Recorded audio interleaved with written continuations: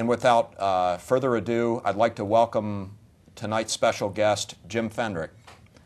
Jim is with Rockland Immunochemicals, where they have been developing antibodies and assays since 1962 to assist the life science industry.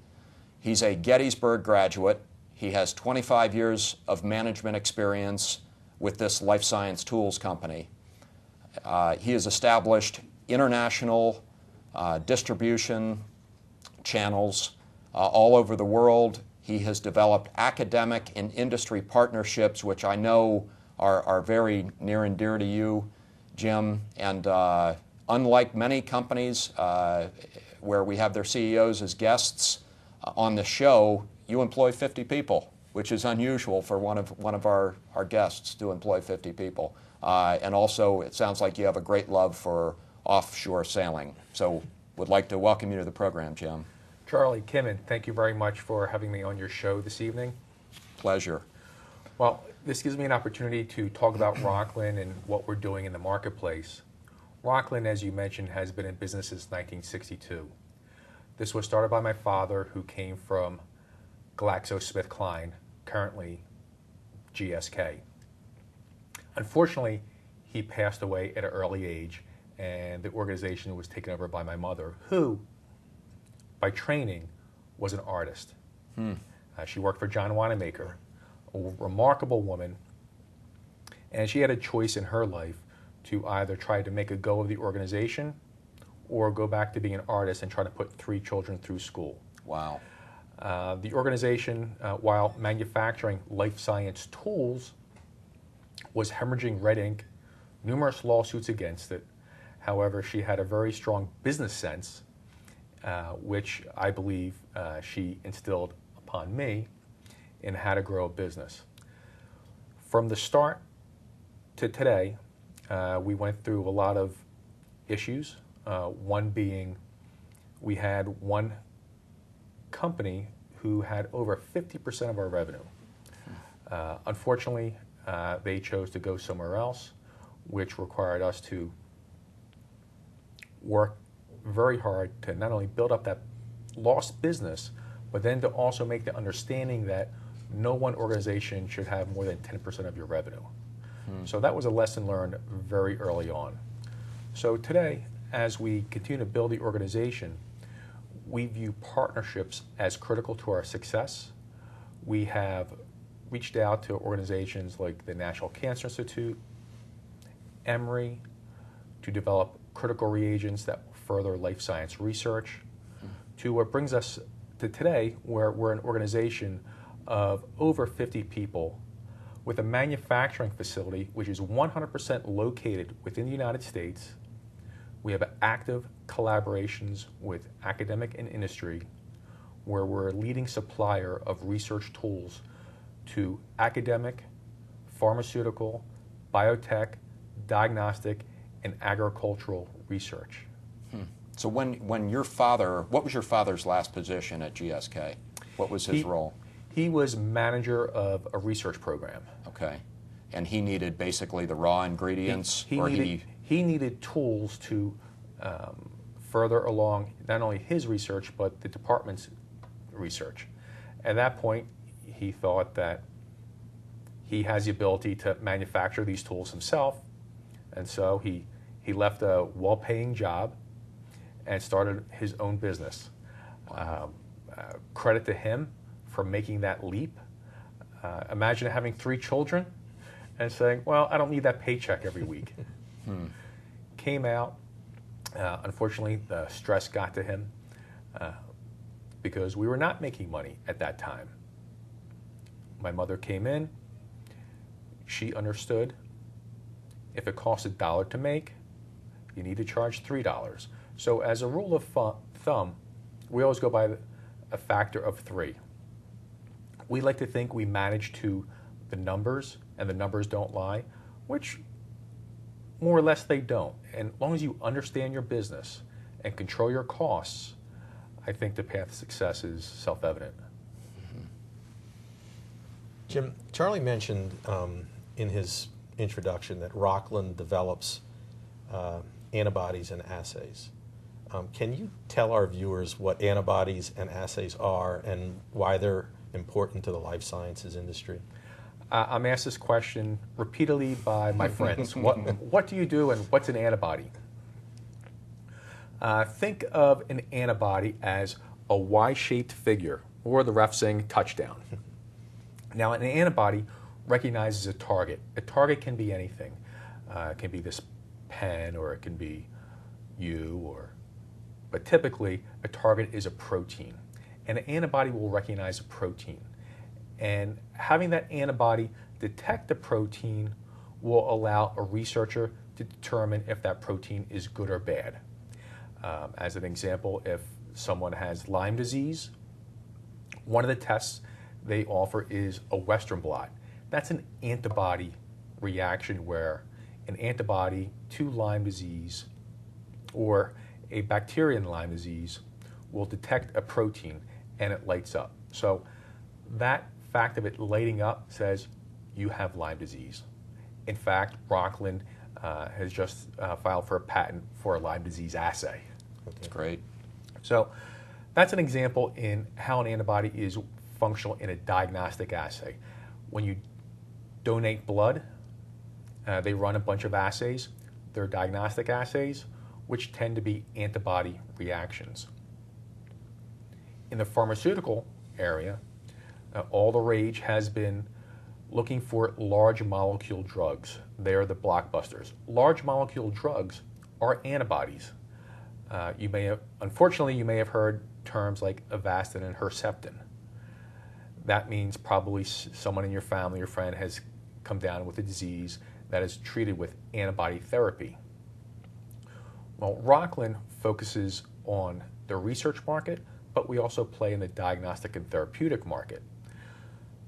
So the antibodies that we would develop for the therapeutic market would be to assist in the qualification of those products. So again, that's a long-winded answer that antibodies recognize targets, and those targets allow doctors and researchers to determine whether you have a disease or not a disease.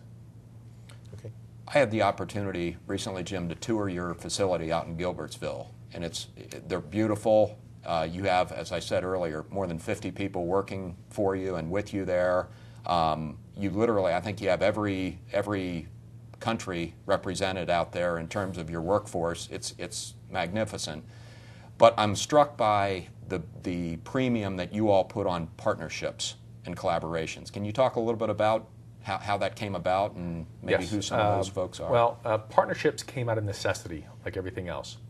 Being a privately run organization, we run things very conservatively, and we view partnerships as the best way for growth in where individuals share risks but also share rewards. Now, our partnerships take many forms, but at the end of the day, it's about organizations, companies, and individuals sharing sweat equity with Rockland that shows the benefits of our labor to create some type of commercial venture or additional value products. Many of our relationships don't work, but obviously the ones that do have allowed us to grow. One of the comments I'd like to make, though, you mentioned that we have individuals from all over the world. I like to say we can speak 9 languages. We give presentations in Mandarin, in French, in German for our international distribution network. It's part of an environment that we work on a global nature. Back to your comment about partnerships and why they're important. The one that we're really proud of is with the National Cancer Institute. Here we have worked with individuals who are investigating cancer and the mechanisms to cancer. The critical thing here is antibodies, and that allows them to investigate cancer targets, so antibodies recognize cancer targets. Once we develop products, the National Cancer Institute validates them. We then commercialize them on a global scale. So we've taken that experience and expanded it to people at Duke, University of North Carolina, St. Jude's Children's Research Hospital, MIT, University of Pittsburgh, just to name a few. I think that's the first time anyone has ever mentioned North Carolina and Duke unemotionally in the same sentence. So, well, we do like to get the researchers riled up, and we will play a Duke researcher off a North Carolina researcher. Nice, nice. Wouldn't expect anything less. Continuing with the theme on partnerships and collaborations, I mean, we've been hearing more and more from guests, and also I've been reading more and more in the literature out there that, that these partnerships and collaborations are really, where the industry is headed. It's partly a funding issue, it's partly a sharing of risk issue, as you point out.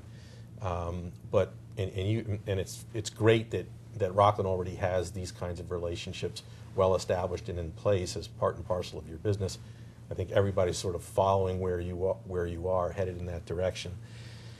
Last month we had, I guess it was Dr. Tim Palura, who was the CEO of Immunome, on the show. And Immunome is currently being incubated at the Lancaster Institute of Medical Research. Lankenau. Yeah, Lankenau, right, LIMR. Yeah. I recall from our prior meeting that you have collaborated with LIMR on some things, and I was wondering if you would tell our guests a little bit about that. We'd love to.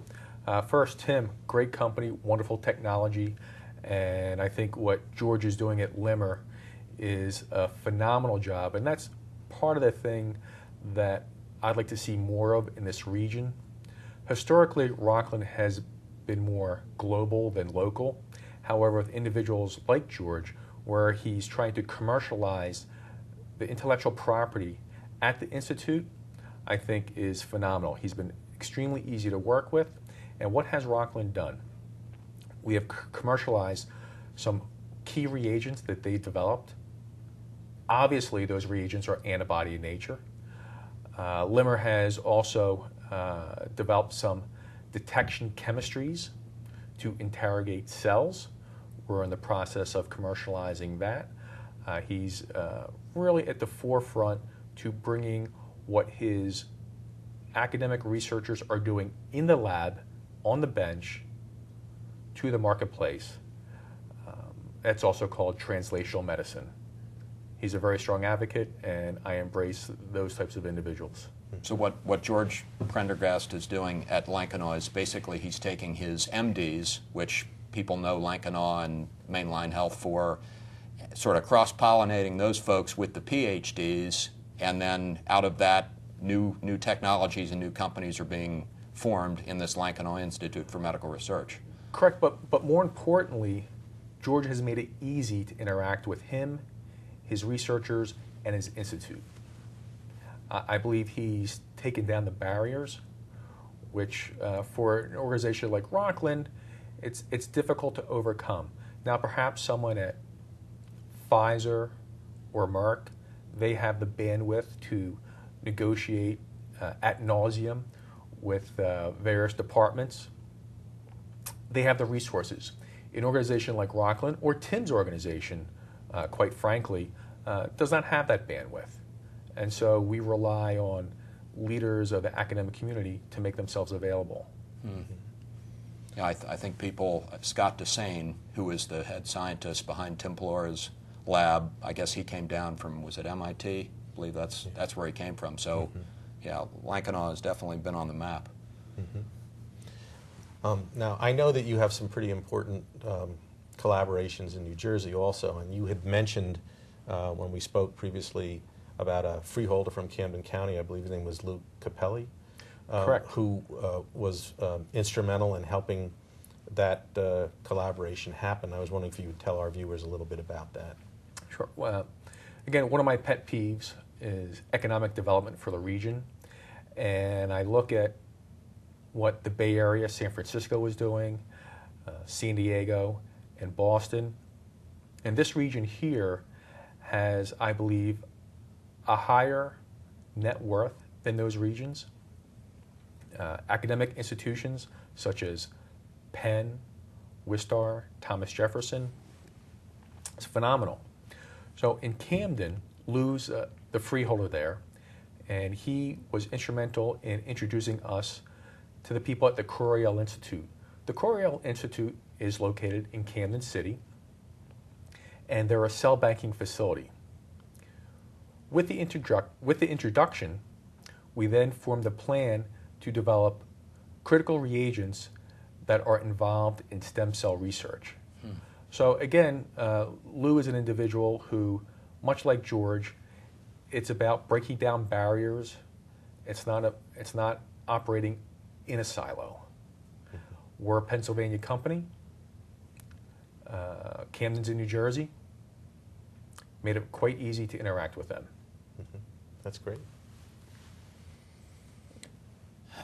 Jim, in the past, you shared with us the antibody industry is very fragmented. No one owns more than 10%. Why do you think that is, and how does that change your plans for growth, or how is that in line with your plans for growth?